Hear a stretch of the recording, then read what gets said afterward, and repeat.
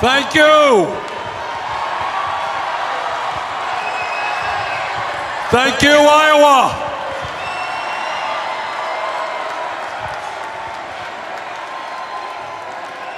Now, we just heard from President Obama, and it reminded me of something that I think we should think about, and that is to reach out to our Republican friends and colleagues who are suffering from a very, very serious illness. They suffer from amnesia.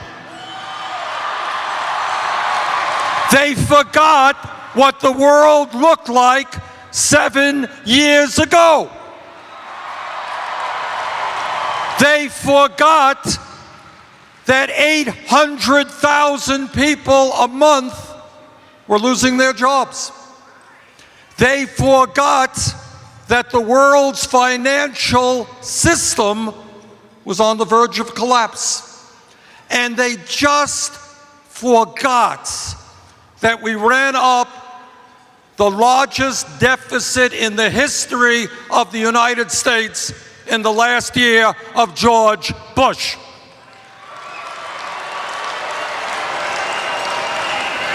So we wish our Republican friends well on the road to recovery, and we tell them what every American knows. Yeah, we got problems today, but everybody knows, thanks to the president and the vice president, we have made real progress in improving our economy.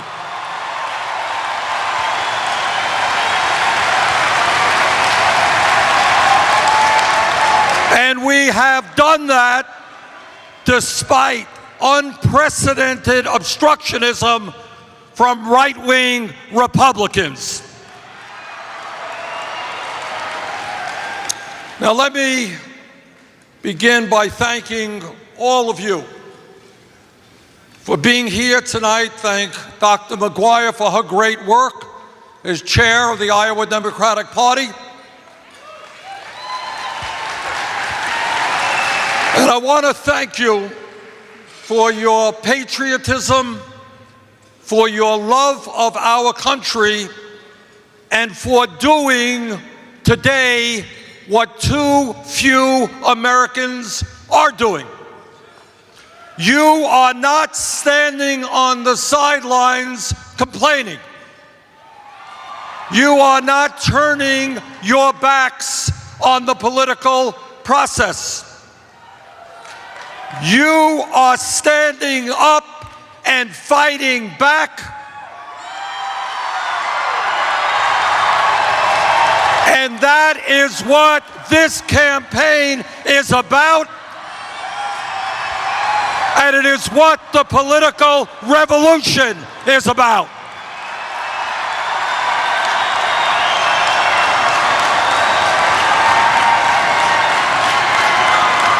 When you see the middle class of this country disappearing, and when you see people you know working 2 or 3 jobs, trying to cobble together some income and some health care, you don't just shrug your shoulders and say that's the way it is.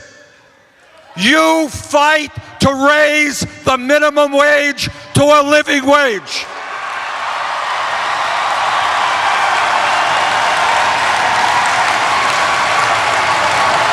$15 an hour. And we fight for pay equity for women workers.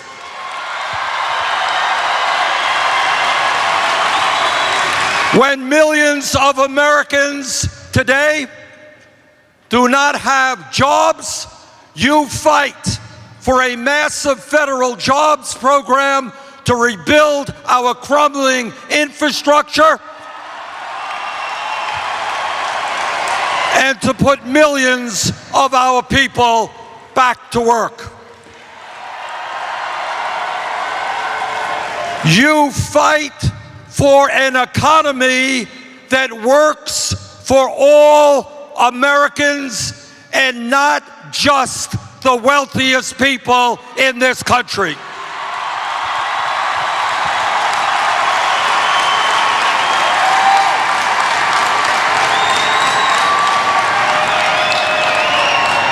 When you see that the United States has more income and wealth inequality than any other major country on earth, and when you see that almost all of the new income being generated today is going to the top 1%, you know, and the American people know that that is not moral, not sustainable, and you demand that the wealthiest people in this country and the largest corporations start paying their fair share of taxes.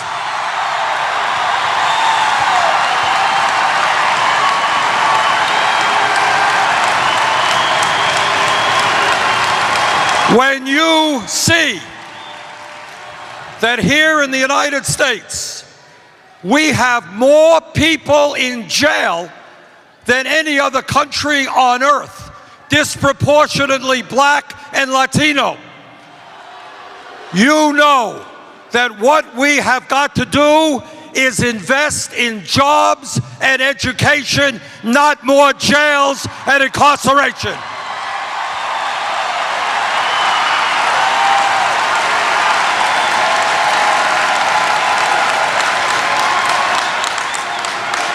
When you saw the United States Supreme Court in one of the worst decisions in the history of our country pass the Citizens United case, which allows the wealthiest people in this country to essentially buy elections and buy candidates, you demanded a constitutional amendment to overturn Citizens United. And I promise you that no nominee of mine to the Supreme Court will be voting to support Citizens United. They will be voting to overturn Citizens United.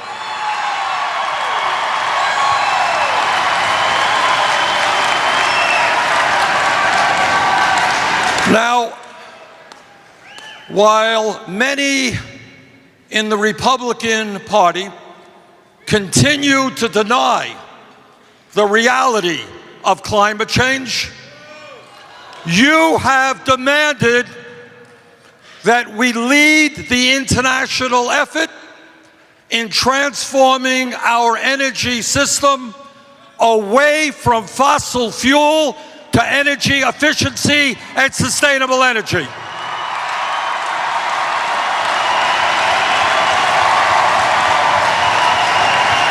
And you understand the moral imperative that we leave this planet in a way that is healthy and habitable for our children and our grandchildren.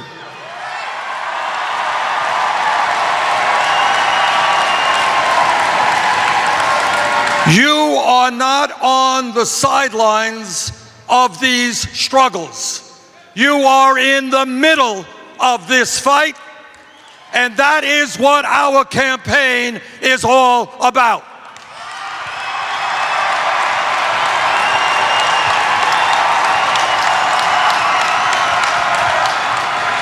Six months ago, when I began my campaign for President of the United States of America, and when we announced that we were going to take on the political and economic establishment of this country, very few people knew who I was. That's the fact. I may have a big ego, but that's the fact. We were at about 3% in the polls. We had no money. We had no political organization. Well, in the last 6 months, things have changed.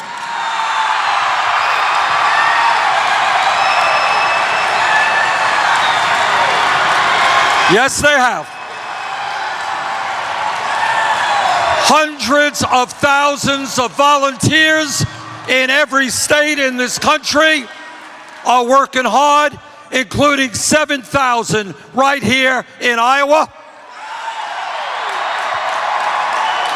We have brought out to our rallies and our town meetings over 300,000 Americans. And we've drawn some of the largest turnouts of any campaign.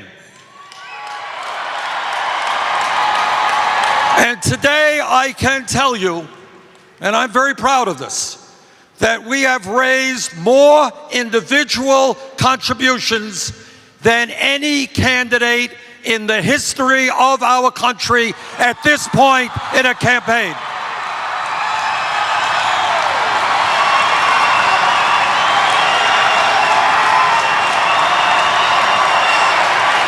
And the average contribution is $30 a piece.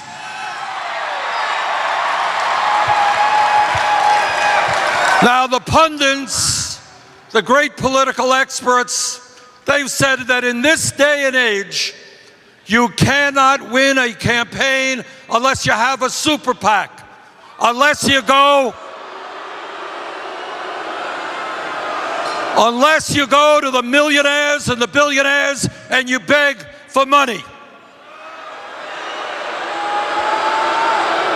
Well, I'm the only Democratic candidate for president who does not have a super PAC.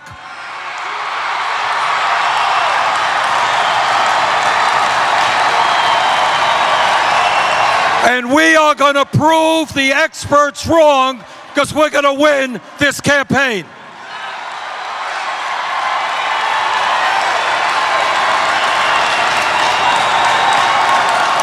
And by the way, just to remember, about 8 years ago, all of the political experts talked about how another Democratic candidate for president just couldn't win. He was unelectable. You remember that guy? What's his name? Oh, it's President Obama.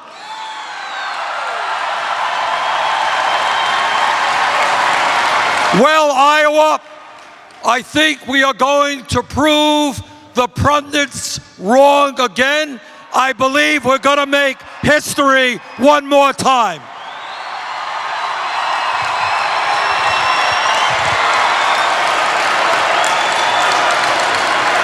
Now, I know that my political life is not as well known as some other candidates.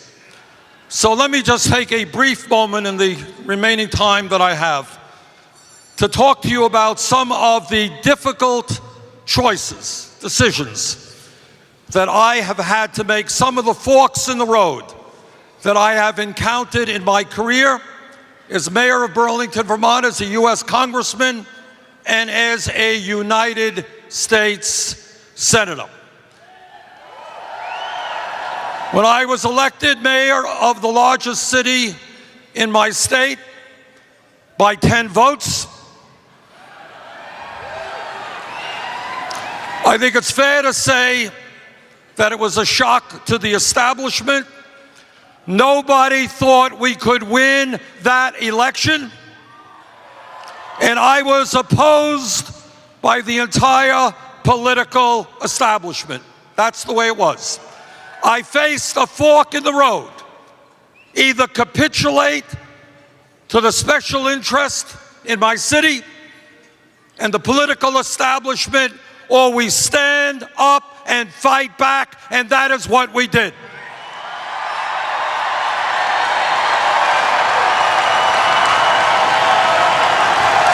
Two years later, in the next election, we doubled the voter turnout. We elected progressive candidates, and we made profound changes to make Burlington one of the most livable cities in the United States of America. And I learned the lesson then. And the lesson is, if you stand with the people, if you're prepared to take on big money interest, you know what?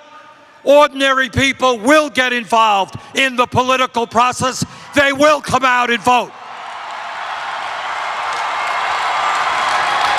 And that's a lesson we have got to learn today. Republicans win when voter turnout is low. We win when people come out and voter turnout is high.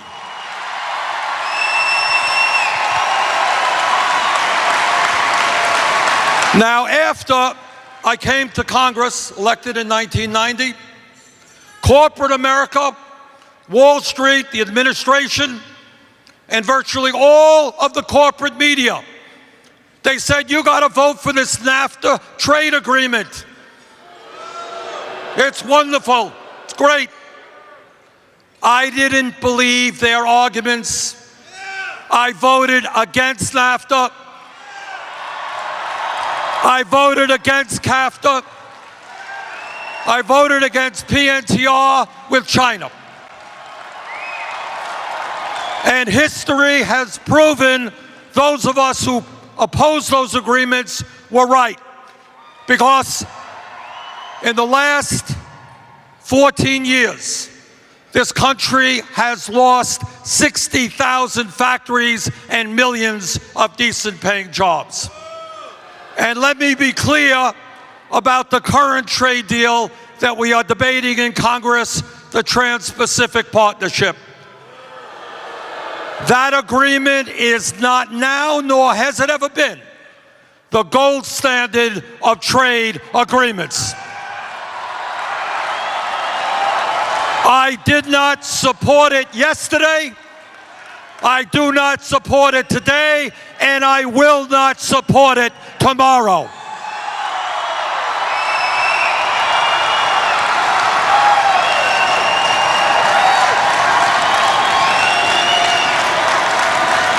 In 1996, I faced another fork in the road, a very, very difficult political situation.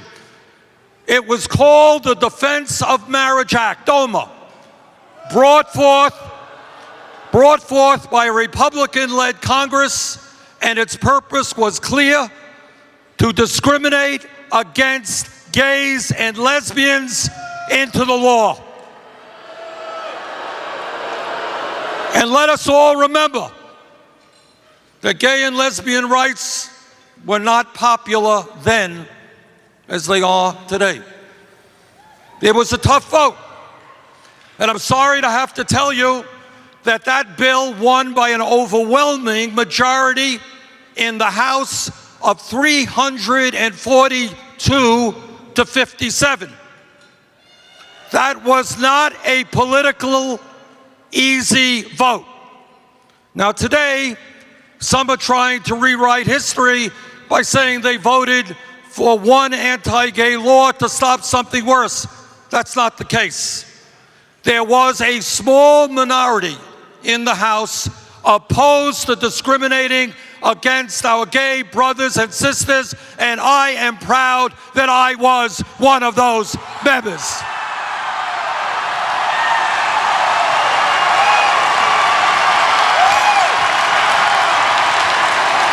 Climate change is real. Climate change is caused by human activity, and climate change is already causing devastating damage in America and all over the world. It is a very sad moment in American history when almost all Republicans running for president reject science and the need for bold action to combat climate change. Sadly, these Republicans prefer to take super PAC contributions from the Koch brothers and the fossil fuel industry rather than to protect the planet for our kids and our grandchildren. And if you agree with me about the urgent need to address climate change, then you know immediately what to do about the Keystone Pipeline. This was not a complicated issue. Should we support the construction of a pipeline across America, accelerating the extraction and transportation of some of the dirtiest fossil fuel in the world? To me, that was a no-brainer, and that's why I have opposed the Keystone Pipeline from day one.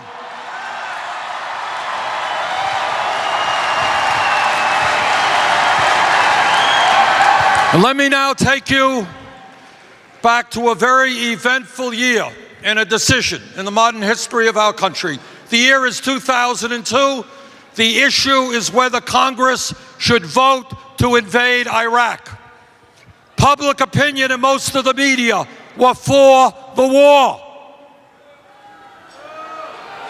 And it turns out that big majorities in Congress were for the war as well. Overwhelming support in the House and the Senate for the war. I listened carefully to what Bush and Cheney and Rumsfeld had to say, and I said, no, they're not telling the truth.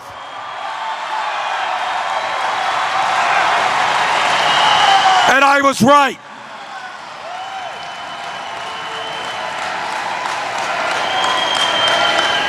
Brothers and sisters,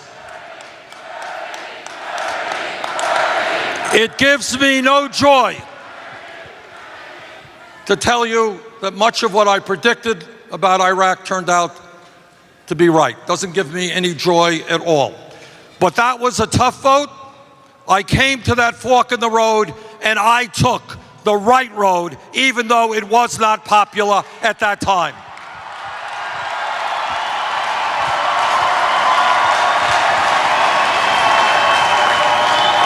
Throughout my career in Congress, I have voted time and time again to rein in Wall Street.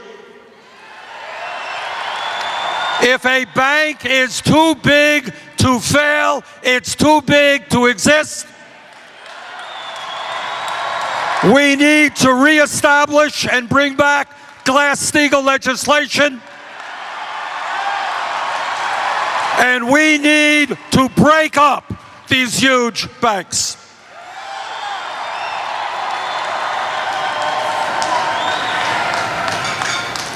Well, let me conclude, because I see Andy getting itchy here.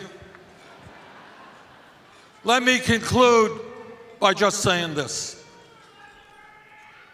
We face, as a nation, enormously difficult and complex problems. That's the truth. But I believe now, and I have always believed from the bottom of my heart, that yes, these guys got the money, they have the power. But when people stand together, black and white, Hispanic, gay and straight, young and old, men and women, gay, when we stand together, there is nothing that we cannot accomplish. And I pledge to you that every day I will fight for the public interest, not the corporate interest. I will not abandon any segment of American society, whether you're gay or black or Latino, poor or working class, just because it is politically expedient at a given time. So let us go forward together, and let us tell the Republicans that their reactionary agenda may work for the billionaires, but not for ordinary Americans, and we are going to defeat them. Thank you all very much.